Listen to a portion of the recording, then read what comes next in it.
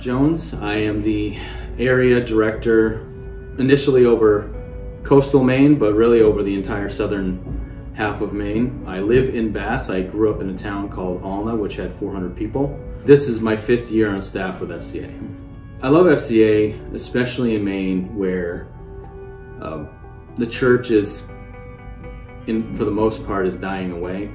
The traditional churches are fading away and getting older, and people are moving to the areas where those larger churches are. So we're seeing less church people with just as much of an emphasis on the things that the world offers. Ideally, when we're talking about interests, we're talking about sports. So why I love FCA is that we are reaching people where they are. They're not in the churches. They're not, there's more people coming up now that don't feel the need to ever be inside of a church. So what do? We have to find them where they are, and where they are most of the time is on a sports field of some kind. The cool thing about FCA in Maine right now is we're seeing growth. If you look at for example, if you're looking for the resources, we're seeing more resources come in than ever before. We have staff that we've not had before, reaching areas we've not been able to reach before.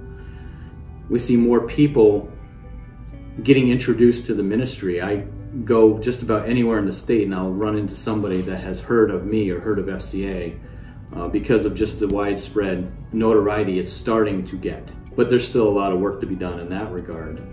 And seeing people who come alongside and pray for the ministry, or who volunteer and come to camps and things, seeing huddles sprout up at just random high schools, and people that reach out to us for training and equipment and Bibles and things.